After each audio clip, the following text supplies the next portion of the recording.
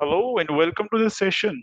So today I'll be talking about the policies of the government with respect to money and economy. And these are termed as the monetary and the fiscal policies, right? और ये आपने term सुने भी होंगे कि what are the monetary policies और the fiscal policies. तो कभी कंफ्यूजन होती है कि ये पॉलिसी है क्या और हमें पढ़ने की जरूरत है। देखिए दो एस्पेक्ट हैं। अगर आप एग्जाम के पॉइंट ऑफ से बात करें तो क्वेश्चन आते हैं एग्जाम में, and yes you must know, right. Like आपने सुने होंगे terms CRR, repo rate, reverse repo rate, है ना। ये चीजें हैं जो आप सुनते हैं, एग्जाम में आती हैं। दूसरा एस्पेक्ट है जनरल नॉलेज के एस्पेक्ट से। देखिए ये चीजें जब मैंने बात की कि न्यूज़पेपर में आती हैं, वहां पे लिखा होता है कि आरबीआई ने जो बैंक रेट है वो रिड्यूस कर दिया है, आरबीआई ने रेपो रेट रिड्यूस कर दी है, रिवर्स रेपो रेट चेंज कर दी है, या CRR जो है वो चेंज हो गए। अगर ये न्यूज आ रही है तो एज ए लेमन, एक आम आदमी को क्या पता होना चाहिए, क्या जरूरत है समझने की। यस, अगर आपको इंटरेस्ट है अपनी ग्रोथ में, आप अपने आप को बढ़ता हुआ देखना चाहते हैं, तो आपको पता होना चाहिए इंडिया कहाँ जा रहा है। इंडिया जहाँ जा रहा है वहां पे तो आप पहुंचेंगे, या ऐसे कह लीजिए आप ही तो इंडिया को आगे लेके जा रहे हैं। अगर आप नहीं बढ़ रहे तो इंडिया कहाँ से बढ़ेगा। हाउ कैन वी एक्सपेक्ट कि इंडिया हमारा सुपर पावर बनेगा when we are not ready to do anything. हम सुपर पावर बनने के लिए खुद कुछ नहीं कर रहे हैं, है ना। तो ये चीजें हैं। अब क्या मतलब होता है उन चीजों का, तो वही हम बात करेंगे आज। चलिए ये पॉलिसीज क्या है पहले वो देख लेते हैं। तो उससे पहले बेसिक सा जो कॉन्सेप्ट है मनी का होता है, तो व्हाट इज मनी। पैसा है क्या। पैसा खुदा है, ऐसे कहा जाता है ना। पैसा पैसा पैसा यार खुदा है पैसा। चलिए जो भी कुछ है, सिंपल सी भाषा में इकोनॉमी में अगर हम बात करें, इकोनॉमिक्स की बात करें, तो it's a unit of value. जब आप किसी चीज की वैल्यू जो है वो लगाते हैं, तो किस यूनिट में लगेंगे। यूनिट मीन्स जैसे वेट के लिए हम किलोग्राम यूज करते हैं, कहते हैं इसका वजन बहुत है, तो वजन कैसे देखें, किलोग्राम में, मीटर में तो नहीं होगा ना। डिस्टेंस किलोग्राम में नहीं होगा, वो मीटर या किलोमीटर्स में होगा। तो यहाँ पे जब आप बात करेंगे इसकी कॉस्ट बहुत ज्यादा है और इसकी कम है, तो कॉस्ट का कंपैरिजन कैसे होगा, उसकी वैल्यू से। वैल्यू किस कंटेक्स में आप बात करेंगे, रुपए से, कि इसकी जो वैल्यू है वो इतने रुपए और इसकी इतने रुपए, तो कंपैरिजन हो जाएगा। दूसरा, it's a medium of exchange.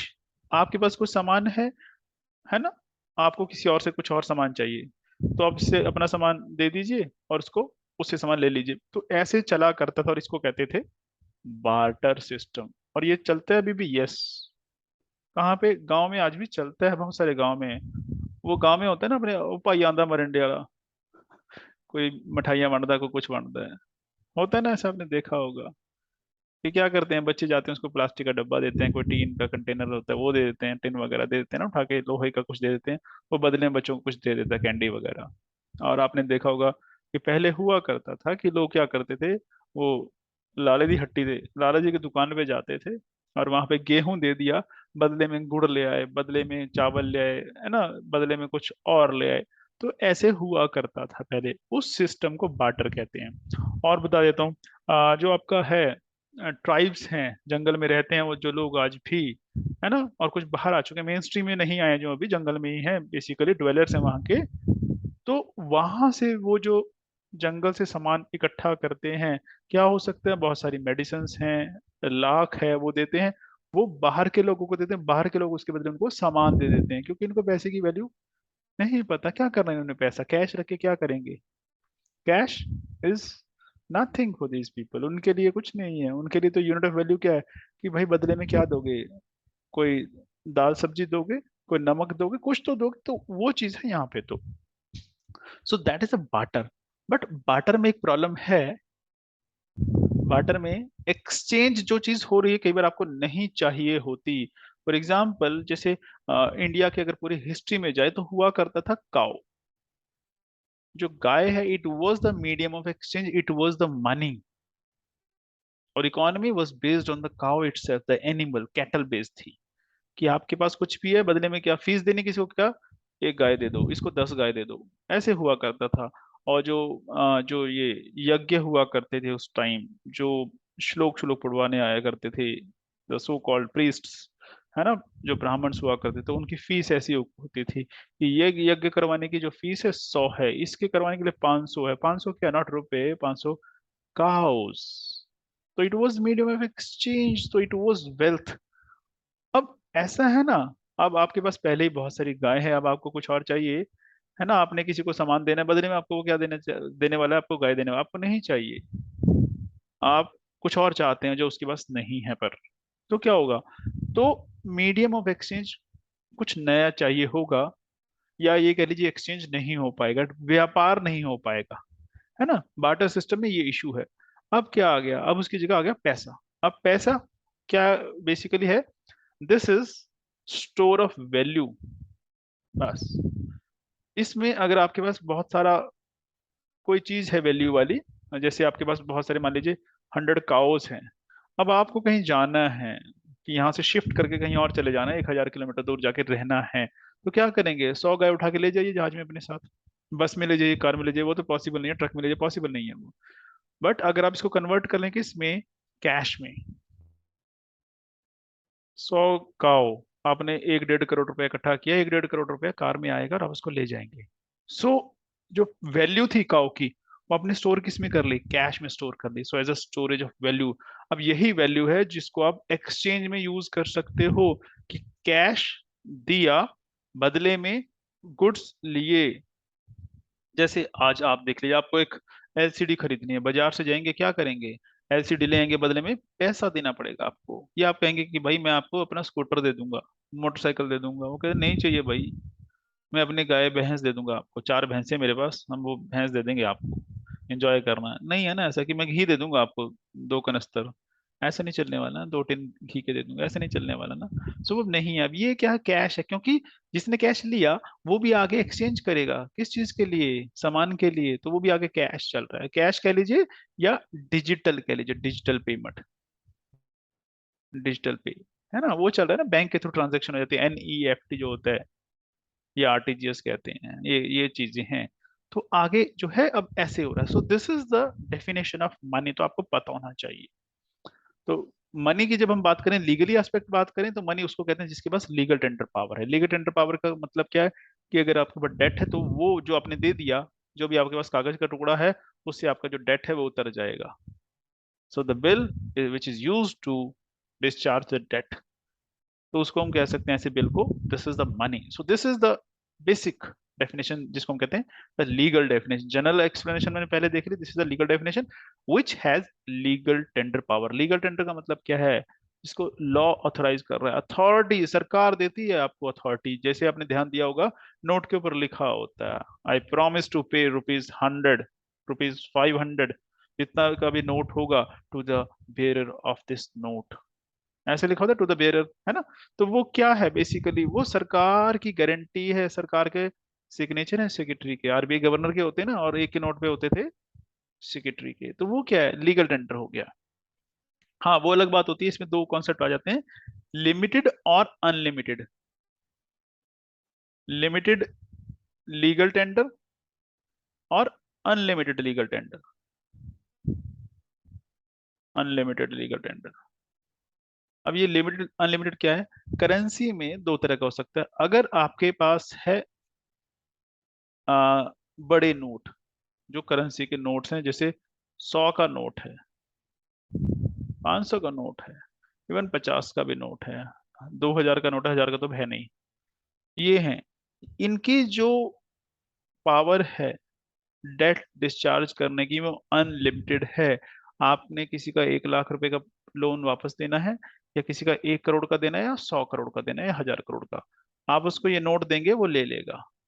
But unlimited, limited का मतलब क्या है, कि वो लेने से मना कर देगा। तो ऐसे क्या है, कॉइन्स, कॉइन्स जो हैं वो क्या है, वो वो लिमिटेड लीगल टेंडर है, मतलब वहां पे अगर आपने किसी को 100 रुपए देना, तो आप कॉइन दे सकते हैं, वो मान जाएगा। हाँ, अगर आपने 10 लाख रुपए उसको देने, आपका ले भाई कॉइन्स, ये 1 का कॉइन, 2 का कॉइन, 5 का कॉइन, 10 का कॉइन, 20 का कॉइन सारे देता हूँ, और ये ले, वो लेने से मना कर सकता है और करेगा। बैंक भी मना कर सकता है, आप पैसे जमा कराने जाए बैंक में कि ये लो जी 20 लाख रुपए देने मैंने आपको, ये लो आपका लोन, वो मना कर देगा। क्यों, जो करेंसी है उसकी जो पावर है दैट इज लिमिटेड। एक होती है फिएट। फिएट मनी क्या है? कि जहाँ पे अथॉरिटी है, कि जहाँ पे अथॉरिटी किसकी है? गवर्नमेंट की, गवर्नमेंट का ऑर्डर चल रहा है, वो जनरली कौन सी होती है? आप कह सकते हैं चेक है, ये भी तो है। फिर फंक्शनल है कि वो कोई भी चीज जो पैसा कर सकता है काम, वो काम कर दे तो चल जाता है। आजकल एक और टर्म चलती है plastic money. What is this plastic money? Plastic जो आपके कार्ड्स हैं, कौन से? आपका क्रेडिट कार्ड है, आपका डेबिट कार्ड है, ये क्या? ये प्लास्टिक मनी है। प्लास्टिक का कार्ड है और पावर दिखाइए और कुछ भी परचेज करके ले जाइए। आपसे क्या मांगते हैं? कुछ नहीं, बस स्वाइप करेंगे, कार्ड स्वाइप किया, लो जी, पेमेंट चली गई, बात करता हूँ। सो प्लास्टिक मनी, अलग अलग डेफिनेशन है। फिर आता है जो मनी है वो कहाँ कहाँ पे, तो उसको हम कहते हैं मनी सप्लाई बेसिकली। और मनी सप्लाई जो है ये फ्लक्चुएट करती है, पर एक तो बात है कंटिन्यूसली तो बढ़ ही रही है। क्यों बढ़ रही है? आप देखिए, उस वो हमने पहले बात की थी इन्फ्लेशन की, कि जो रेट बढ़ रहा है, क्यों बढ़ रहा है? क्योंकि पैसा बढ़ रहा है, लोगों के पास करेंसी छपती रहती है, प्रिंट होती है हर साल कुछ ना कुछ, तो उससे क्या जनरली बढ़ रही है। फिर प्राइस बढ़ रहा है ना? तो इसका मतलब जो मनी सप्लाई है, मार्केट में जो पैसा है, लोगों के हाथ में जो पैसा है, उनके बैंक अकाउंट में जो पैसा है, वो हर साल वेरी करेगा। अब खाली बैंक अकाउंट में थोड़ी होता है, कोई बैंक में है, कोई एफडीज डाली हुई है लोगों ने, जैसे सेविंग अकाउंट है, एफडीज है, फिर पोस्ट ऑफिस में डिपॉजिट है, लोगों को कैश भी पड़ा होता है, फिर सरकार के जो सीपीएफ पीपीएफ अकाउंट है उनमें पैसा पड़ा होता है। सारी अलग अलग चीजें हैं, ये आपको पता होना चाहिए। तो यहाँ पे टर्म्स हैं कि एक M1 है, M2, M3 है, ये सारी मनी सप्लाई की टर्म है। अब M1 क्या है? जो लोगों के पास पैसा, उनके पास करेंसी नोट्स हैं, उसको कहेंगे। डिमांड डिपॉजिट्स जो हैं, या other demand deposit. Demand deposit क्या होती हैं?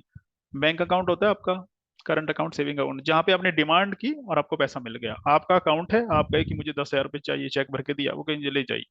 ये क्या है? डिमांड डिपॉजिट्स है ना? उसके अलावा कुछ और भी हो सकता है, यस, किसके पास हो सकता है वो?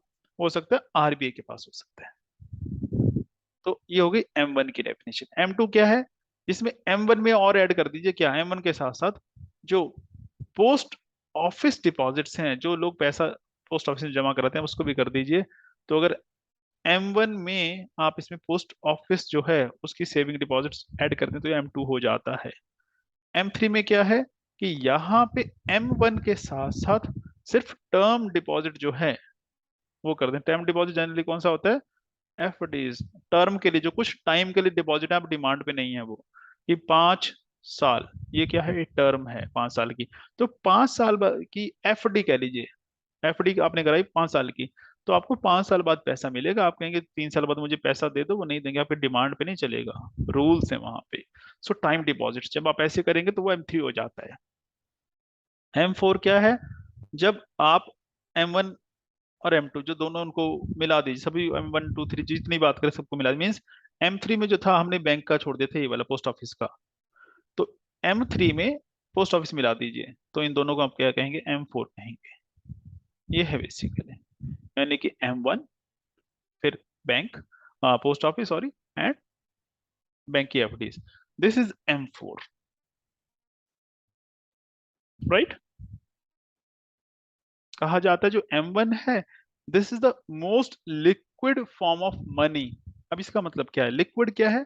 जब आपको चाहिए आप इस्तेमाल कर लीजिए, क्योंकि सारा क्या है? सारा है कैश। कैश कैसे है? चाहे आपके बैंक में रखा है या आपके पास पड़ा है, आपके पास हार्ड कैश पड़ा है या आपके पास बैंक में पड़ा है, आपको जब चाहिए, आपको कोई सामान खरीदना, फटाफट गए बैंक से पैसे निकाले और खरीद लिया। तो लिक्विड है। अब जैसे आप कहें गोल्ड, ये कम लिक्विड है। जैसे आपको कुछ खरीदना है सामान, आपके पास गोल्ड पड़ा है, तो क्या करेंगे? पहले गोल्ड को आप कन्वर्ट कराएंगे कैश में, कैश में, फिर उससे परचेज करेंगे, ऐसे करेंगे। सो इसकी लिक्विडिटी कम हो जाती है। अब आपके पास है म्यूचुअल फंड, शेयर हैं आपके पास, शेयर हैं, म्यूचुअल फंड्स हैं आपके पास। अब आपके पास 10 लाख के म्यूचुअल फंड है, अब आपको 4 लाख का कुछ खरीदना है, तो क्या है? खरीद पाएंगे? पहले ये बेचने पड़ेंगे, और ये बेचना आसान है। गोल्ड तो अब जाओ 1 घंटे में बेच के आ जाओ, ज्वेलर्स ले लेते हैं। What about the mutual fund? आपने बेच दिया, बिक जाएंगे, पेमेंट मिल जाएगी उसी टाइम, ये लो जी पकड़ो, कैश पकड़ो आपका 1 करोड़ का। नो, टाइम लग जाता है। प्रॉपर्टी है, जमीन आपने खरीद ली, खरीदनी आसान है, बेच के दिखाइए जल्दी, कोई खरीद ले तो आपसे। हाँ, फिर यही होगा कि भाई औने पौने दाम मिलेंगे, अगर चाहिए तो 1 करोड़ का है तो 75 लाख मिलेंगे, लेना तो बोलो, तो ऐसा होगा फिर आपके साथ। सो इसका मतलब क्या, लिक्विडिटी कम होती जा रही है, यहाँ पे यही हम बात कर रहे हैं। लिक्विडिटी मतलब जिसको आप इंस्टेंट यूज कर सकते हो। So as we proceed from M1 to M4, the liquidity reduces, it gets reduced. तो M4 जो है लोवेस्ट लिक्विडिटी है, क्यों है इसमें, क्योंकि यहाँ पे टाइम डिपॉजिट है, एफडीज हैं। और एफडी कहते एफडी तड़ानी पैनी है, जेडे सौखा नहीं है, 5 साल देगी तो 5 साल बाद तड़ू, है नहीं मिलती, वो तो मिलूगी। तो ये है। चलिए, then comes the monetary policy. अब मॉनेटरी क्या है, मनी से रिलेटेड होगा, इसका मतलब मनी मनी की हम इसलिए बात कर रहे थे, अब आपको ये थोड़ा सा ज्यादा समझ आएगी। तो जब हम, जो पैसा है बाजार में, इकोनॉमी जिसको हम कहते हैं देसी भाषा में, उसको आम आदमी के लिए बाजार कहते थे, कि बाजार में जो पैसा है, लोगों के हाथों में पैसा है, हाँ, लोगों की जेब में जो पैसा है, जब उसकी सप्लाई से रिलेटेड आपको कुछ भी चेंज करना, यानी कि मॉनेटरी पॉलिसी वो है उस पॉलिसी जिससे इंडिया की इकोनॉमी में जो पैसा दिख रहा है आपको, जो आपके हाथ में कैश नजर आता है, वो फ्लक्चुएट कर जाए। जब सरकार चाहती है उसको बढ़ाना, सरकार चाहती है उसको घटाना, तो उसके लिए क्या करती है, मॉनेटरी पॉलिसी को चेंज करती है। So it is the process by which monetary authority of the country, generally the central bank यानी कि RBI, control the money supply in the economy. कैसे करता है, by controlling the interest rate. ब्याज महंगा कर दो, ब्याज सस्ता कर दो, नॉट ब्याज, इंटरेस्ट। अगर आपको इंटरेस्ट है पढ़ने में तो इसमें भी होगा, है ना। अब कौन सा वाला सिंपल इंटरेस्ट है, कंपाउंड इंटरेस्ट है, वो बात की बातें हैं। अब सरकार क्या करती है, यहाँ पे आरबीआई क्या करता है, रेट घटा बढ़ाने से जो रेट ऑफ इंटरेस्ट है लोन का जो है, वो इंक्रीज डिक्रीज हो जाता है। उससे क्या होगा, लोन महंगे हो जाएंगे या लोन सस्ते हो जाएंगे। अगर लोन का रेट बढ़ाया उन्होंने, इंटरेस्ट का रेट बढ़ाया, लोन महंगे हो गए, तो अब लोग लोन लेना नहीं पसंद करेंगे, वो कहते रुक जाते हैं। जब लोन थोड़ा सा सस्ता हो जाएगा तब हम बात कर लेंगे, तब हम ले लेंगे। तो इससे क्या होगा, लोगों की जेबें खाली होनी शुरू हो जाती। खाली का मतलब ये है कि अगर आप लोन अभी जो है उस रेट पे लोन ज्यादा ले रहे हैं, आपने रेट बढ़ा दिया लोन का, तो जिसने होम लोन लेना था वो मना कर देगा, नहीं लेना। तो लोगों के पास पैसा नहीं, पैसा नहीं तो खर्च नहीं होगा। ये नहीं कि उसने खाने के लिए खर्च करना, घर बनाने के लिए खर्चा है, तो अल्टीमेटली जा कहाँ रहा है, वो बाजार में जा रहा है। बाजार में पैसा आ गया तो मार्केट चल पड़ती है, क्योंकि काम बढ़ जाता है लोगों के पास। आपने घर बनाना है, लेबर चाहिए, तो लेबर की डिमांड आ गई। आपने घर बनाना है, आपको मटेरियल चाहिए, मटेरियल की डिमांड बढ़ गई, मटेरियल की डिमांड बढ़ी तो उन कंपनी को जो मटेरियल सप्लाई करते हैं उनको और बनाना पड़ेगा, यानी कि वो एम्प्लॉयमेंट जनरेट करने के कगार पे आ गई हैं। ऐसा होगा ना, वो एम्प्लॉयमेंट जनरेट करेंगी। तो ये चीजें हैं। तो हमारे यहाँ क्या बात करें, आरबीआई जो है इसको कंट्रोल करता है, प्राइस स्टेबिलिटी वही देखता है। तो ऑब्जेक्टिव क्या है इस पॉलिसी का, प्राइस स्टेबल करना। प्राइस स्टेबल जो हमने बात की थी, महंगाई को कंट्रोल करना। फिर जो बैंक का क्रेडिट है उसको कंट्रोल करना, उसका कंट्रोल्ड एक्सपेंशन करना, इन्वेस्टमेंट को बढ़ाना, इन्वेंटरीज जो है वो रिस्ट्रिक्शन हो सके, एक्सपोर्ट को प्रमोट करना, है ना। और फूड प्रोक्योरमेंट के जो ऑपरेशंस उनको प्रमोट करना, जो क्रेडिट का डिस्ट्रीब्यूशन है वो करना अच्छे से, इक्विटेबल डिस्ट्रीब्यूशन करना, इफिशिएंसी बढ़ाना, इन्फ्लेशन कंट्रोल करना। तो ये कुछ चीजें हैं जो इसका ऑब्जेक्टिव है। अब ये है क्या, कैसे किया जाता है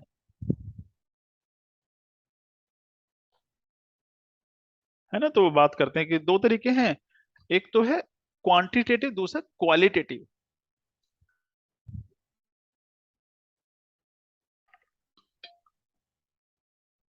जब हम बात करते हैं क्वांटिटेटिव, मींस क्वांटिटी। क्वांटिटी का मतलब क्या है यहाँ पे, कि मनी की जो क्वांटिटी है उसको, वॉल्यूम को बढ़ा घटा रहे हैं। कैसे बढ़ाएंगे, ये कुछ तरीके हैं आपके। बैंक रेट, यानी कि जिस रेट पे जो बैंकों को लोन मिलता है, CRR, SLR एंड OMO कहते हैं इनको, ओपन मार्केट ऑपरेशंस। यानी कि जब आरबीआई मार्केट में अपनी सिक्योरिटीज जो गवर्नमेंट की वो सेल करता है, परचेज करता है, उसको कहते हैं OMOs। क्वालिटेटिव क्या है, जहां पे आप क्या करते हैं, सीलिंग लगा देते हैं इस पे, स्पेसिफिक चीजों पे, कि इसका जो रेट है इतना रहेगा, है ना। जो इंटरेस्ट है वो डिस्क्रिमिनेटरी रेट हो जाते हैं, अलग अलग होगा, कि इस पे रेट इतना लगेगा, उस पे अलग लगेगा। तो यहाँ पे क्वालिटी वाइज है। क्वांटिटी नहीं होगी। तो चलिए इनकी बात करते हैं। सबसे पहले कि ओपन मार्केट ऑपरेशंस हैं, फिर सीआर, ये सारी बात करेंगे। अब ओएमओ क्या है?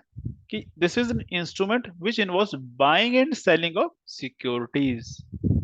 कि यहाँ पे सरकार क्या करती है, आरबीआई क्या करता है,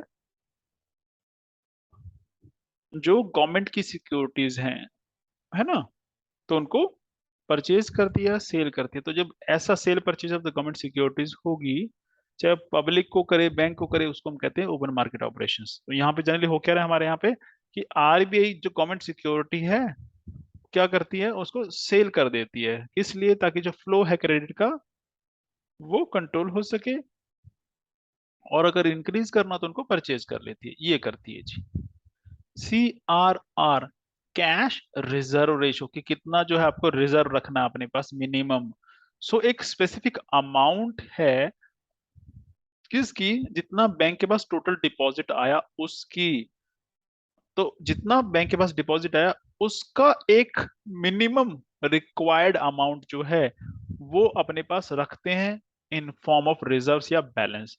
यानी कि अगर 100 करोड़ रुपया बैंक के पास टोटल डिपॉजिट आया था सेविंग अकाउंट में, करंट अकाउंट में, एफडीज में, यही होता है बैंक के पास पैसा यहीं से आता है।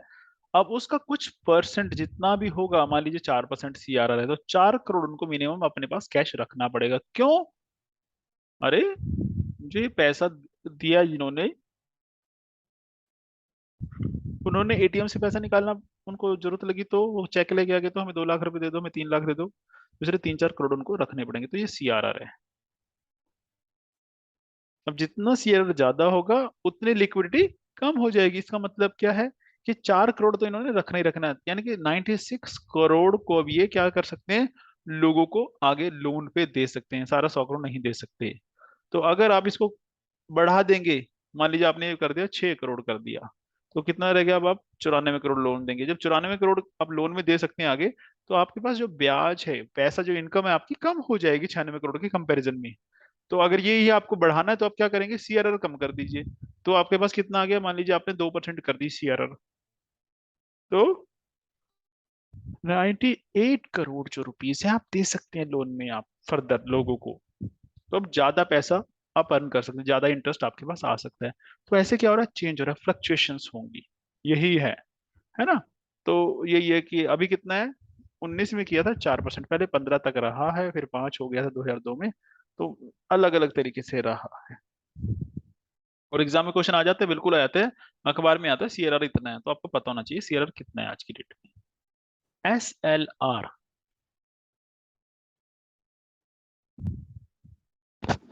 अब आप देखिए यहाँ पे क्या है, लिक्विडिटी रेशो, कि बैंक को कुछ परसेंटेज लिक्विड फॉर्म में रखना पड़ेगा। स्टेचुटरी, कि दिस इज ऑब्लिगेशन, स्टेचुटरी है, एज पर जो ऑर्डर है, लॉ कह लीजिए, जो लॉ है उसके मुताबिक इनको इतना रखना पड़ेगा। कितना आज की डेट में? 18%। अब इसका मतलब क्या है, कि ये वो चीज है जिसको आप कह सकते हैं कि इमीडिएट आप सेल करके पैसा, यानी कि कैश में कन्वर्ट कर सकें।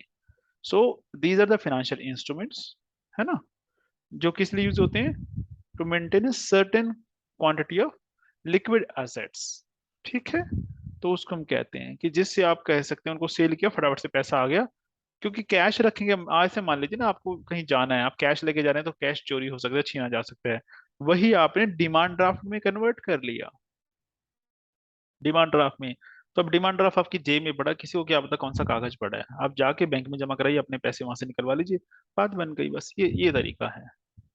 एक होता है बैंक रेट। बैंक रेट क्या है? इसको डिस्काउंट रेट भी कहते हैं। ये वो ब्याज है, इंटरेस्ट है, जो आरबीआई लेती है। जब आरबीआई बैंक को पैसा देती है ना, बैंक्स को पैसा देती है, तो कुछ इंटरेस्ट चार्ज करती है। अब वो जो रेट होता है वो बैंक रेट है basically. So increase in bank rate increase the cost of borrowings by the commercial bank. अगर ये 5 से 6% कर दिया, तो पहले 5% का ब्याज था, अब कितना हो जाएगा? 6% का ब्याज हो जाएगा उसका, है ना। ये चीज ध्यान रखिएगा। कितना है जी? 5.4% है। क्रेडिट सीलिंग्स, यहाँ पे क्या हो रहा है, आरबीआई इश्यूज प्रायर इंफॉर्मेशन और डायरेक्शन, है ना। कि जो लोन है वो एक लिमिट तक जाएंगे। सीलिंग लगा दी क्रेडिट की, कि क्रेडिट उधार देने की, कि कितना आप उधार दे सकते हैं। हो सकता है ऐसे वो लगा दे कि आपके पास 100 करोड़ रुपया है, तो उसमें मैक्सिमम आप 60 करोड़ तक आप उधार दे सकते हैं। उससे ज्यादा आप लोगों को लोन नहीं देंगे। 40 करोड़ अपने पास रखेंगे। उसका क्या होगा, वो अलग अलग जगह पे आप इन्वेस्ट कर सकते हैं, बट उधार नहीं देंगे। इन्वेस्ट का मतलब आप म्यूचुअल फंड में इन्वेस्ट कर दिए, करता है आज की डेट में बैंक। लोगों को नहीं देना, क्यों? लोग एनपीएस कर देंगे, पैसा वापस नहीं दिया तो रिस्क है। तो इसलिए क्रेडिट सीलिंग लगा दी जाती है। एग्रीकल्चर सेक्टर में है, ठीक है। फिर repo rate, reverse rate, repo rate. अब यहाँ पे क्या है, ये वो रेट है जिसपे आरबीआई कमर्शियल बैंक को देता है, बट अगेंस्ट गवर्नमेंट सिक्योरिटीज देता है ना। अगर रेपो रेट कम हुआ तो जो बैंक है उनको सस्ता पैसा मिलेगा, यानी कि कम ब्याज देना पड़ेगा। और अगर रेपो रेट बढ़ गया तो कमर्शियल बैंक के लिए क्या हो गया, थोड़ा सा नुकसान होगा। उनके लिए एक्सपेंसिव हो जाएगा ब्याज या लोन। रिवर्स रेपो, जिसमें आरबीआई पैसा मांगता है बैंक से, तो उस पे जो ब्याज देता है वो रिवर्स रेपो है। तो उससे आप आइडिया लगा दे लीजिए क्या होने वाला है। राइट। दूसरी है फिस्कल पॉलिसी। अब यहाँ पे क्या है, फिस्कल पॉलिसी में हम क्या पैसे की बात नहीं करते, जो उसका एक्सपेंडिचर है गवर्नमेंट का, रेवेन्यू है, तो उसके बारे में है कि आप एक्सपेंडिचर को कम करेंगे और रेवेन्यू को कैसे बढ़ा सकते हैं। आपका जो सरकार की इनकम है यहाँ, वो बढ़ाने की बात की जाती है। तो उसके लिए जो पॉलिसी बनती है उसको फिस्कल पॉलिसी या आप बजटरी पॉलिसी कहते हैं। So fiscal policy is concern with government का एक्सपेंडिचर एंड गवर्नमेंट का रेवेन्यू, सिंपल भाषा में ऐसे कह सकते हैं। और मेजर मेजर्स क्या कैसे किया जाता है, पब्लिक एक्सपेंडिचर है, टैक्सेशन है, पब्लिक बोरोइंग्स हैं। तो पब्लिक एक्सपेंडिचर क्या है, कि जो गवर्नमेंट है वाइड चीजों पे, बहुत मल्टीपल चीजों पे खर्च करती है पैसा।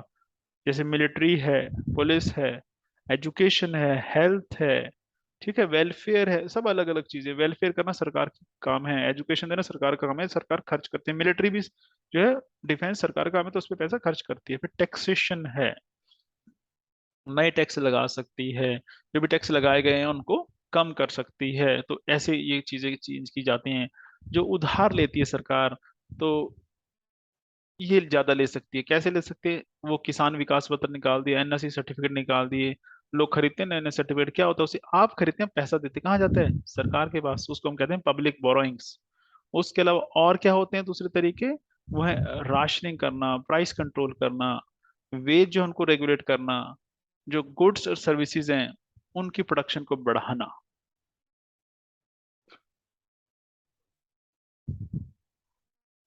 अगर हम दोनों में डिफरेंस देखें तो ऐसे देखेंगे, फिस्कल और मॉनेटरी पॉलिसी में, जो मॉनेटरी पॉलिसी है वहां पे इंटरेस्ट रेट चेंज होता है या मनी सप्लाई चेंज होती है। और जो फिस्कल पॉलिसी है उसमें गवर्नमेंट की स्पेंडिंग है, टैक्स रेट है, वो चेंज होते हैं। फिस्कल पॉलिसी जो गवर्नमेंट सेटअप करती है, मॉनेटरी पॉलिसी सेंट्रल बैंक यानी कि आरबीआई सेटअप करता है हमारे यहाँ पे। जो मॉनेटरी है उसका मेन टारगेट जनरली हम इन्फ्लेशन को करते हैं, कि इन्फ्लेशन को कैसे कंट्रोल किया जाए।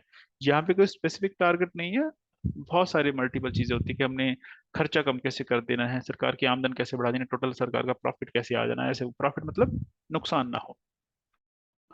यहाँ पे क्या है, मॉनेटरी पॉलिसी का साइड इफेक्ट, जो एक्सचेंज रेट है उस पर बढ़ता है, हाउसिंग मार्केट उस पर बढ़ता है, इसके बजट और जो सरकार उधार लेती है उस पर फर्क पड़ता है फिस्कल पॉलिसी का।